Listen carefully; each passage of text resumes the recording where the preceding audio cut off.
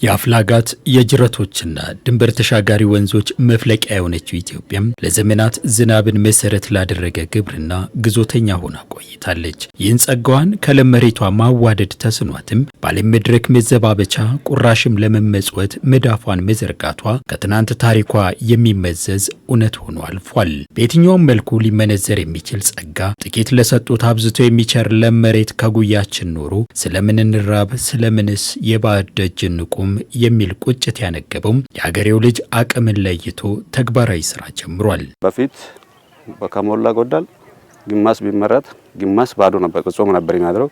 ይሄ በመሰራታችን በጣም ደስ ብሎናል። የተሰራው ስራ በጣም ማለት ነው በጣም ለህዝብ ኑሮ ማለት ነው ተሻሽሎ ነው የመጣው። በፊት ጥጥ ብቻ ነው የተሰራ የነበረው። አሁን የተለያዩ ስራ ነው እየተሰራ ነው። ሽንኩርት፣ ቲማቲም፣ ሐብሐብ ሁሉ ነገር ነው አሁን ያገኘ ያለን ማለት ነው። ይህ ሀቅ ነው። ያኔ እንደ ዘበት ከደጅ ይፈሱ አንዳንዴም ሀብት ንብረቱን ያወድሙ የነበሩ ወንዞች አሁን ላይ ሊክሱን አደብ የገዙ መስሏል። በዓመት ከ2-3 ጊዜ በላይ እንዲያመርት ምርትና ምርታማነቱንም እንዲያሳድግ እድል ሰጥተውታል። የመስኖ አውታርን የሚያሳልጡ የመሰረተ ልማት ግንባታዎችን ከማስፋፋት ባለፈም የግብርናና የገጠር ልማት ፖሊሲን በመቅረጽ አቅሞችን ለማስተባበር ትኩረት ተሰጥቷል። የኢትዮጵያን የግብርና ስራ አዘምኖ ምርትና ምርታማነትን ለማሳደግ መስኖን ማስፋፋት አማራጭ የሌለው ቁልፍ ተግባር ነው። በመሆኑም የዛሬ 5 ዓመት የመስኖ መሰረተ ልማት አውታሮች የግንባታና የማስፋፋት ስራ ራሱን ችሎ በሚኒስቴር መስሪያ ቤት እንዲመራ ተደርጓል።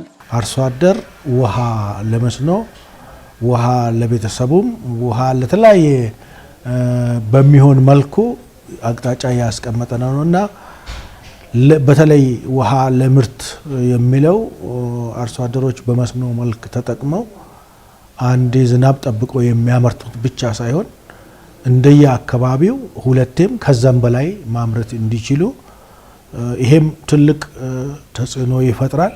ይሄም ምርታማነትን እና የአርሶ አደሮችን ገቢ ይጨምራል። እምቅ አቅሞችን በመለየትና የእይታ ለውጥ በማድረግ የመደመር መንግስት የሚታይ ስኬት ካስመዘገበባቸው ዘርፎች መካከል በመስኖ ፕሮጀክቶች የታየው እውነት ግንባር ቀደሙ ነው። የመስኖና ቆላማ አካባቢዎች ሚኒስቴር በ2 ዓመታት ውስጥ ብቻ ለስኬት ያበቃቸው እንደ ጊዳቦ ሎት 2 የጎዴ የወልወል የጨልጨልና የተንዳሆ መስኖ ልማቶችን ጨምሮ 8 ግዙፍ ፕሮጀክቶችን ለአገልግሎት ክፍት አድርጓል። የማጠናቀቂያ ስራ የሚቀራቸው የደዴሳና የመገጭ ፕሮጀክቶችም ሲጠናቀቁ ተደማሪ አቅም ይፈጥራሉ። በመስኖ ልማት ባደረግነው ጥናት ኢትዮጵያ 10 ሚሊዮን ሄክታር መሬት በመስኖ ሊለማ የሚችል መሬት እንዳላት አውቀናል። እነዚህ ለመስኖ የሚሆኑ ሰፋፊ መሬቶች በብዛት የሚገኙት ደግሞ በኢትዮጵያ ቆላማ አካባቢዎች ነው።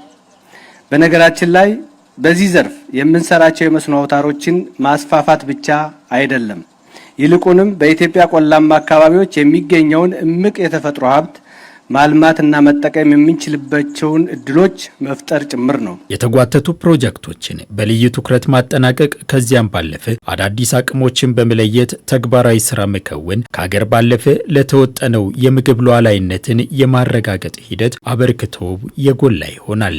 መንግስት ግብርናን ለማዘመንና የኢትዮጵያን የምግብ ሉዓላዊነት ለማስከበር ሲል በየዓመቱ ለመስኖ መሰረተ ልማት ግንባታ ከ20 ቢሊዮን ብር በላይ በጀት ይመድባል። ግብርናን ከማዘመን አንጻር የራሱ ትርጉም አለው። በምግብ ራሳችንን ለመቻል የምናደርገው ጥረትም የሚያሳካልን ኢሪጌሽን በአመት ሙሉ ውሃ አለን፣ መሬት አለን። አመት ሙሉ መጠቀም ከቻልን ብቻ ነው ይህንን ሪያላይዝ ማድረግ የሚቻለው። ራሳችን መቻል ብቻ ሳይሆን ግን ለሌሎችም መርዳት የምንችልበት ሁኔታ መፍጠር የሚቻለው እነዚህ አቅሞችን መጠቀም ሲቻል ነው። ይህንን ለማድረግ የተጀመሩ ፕሮጀክቶችን በፍጥነት እና በጥራት ለማጠናቀቅ ወጪ ቆጣቢ በሆነ መልኩ አፈጻጸም እንዲኖራቸው ለማድረግ የአሰራር ለውጦችም የአመራር ለውጦችም የትኩረት አሰጣጣችን እና የበጀት ምደባችንን በዛ አስተካክለን ሰፋፊ ፕሮጀክቶች በተሻሻለ አሰራር ጀምረናቸዋል።